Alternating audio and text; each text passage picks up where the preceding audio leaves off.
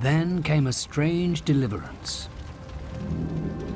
Dark raindrops began to fall from the clouds above the burning city.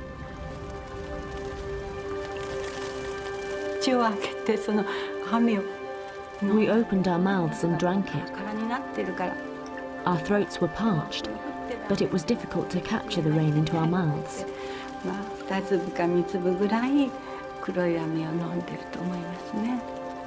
The rain was made black by ash and smoke which had been sucked up into the rising mushroom cloud. When these ashes mixed with cool, humid air in the upper atmosphere, they formed thick black raindrops and fell back down onto the city. The drops of rain were big enough to hurt when they hit your skin.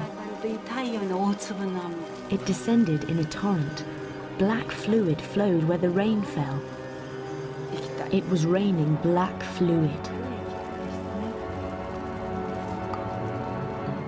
What the people who drank the rain didn't realize was that it was highly radioactive. In time, it would poison many thousands.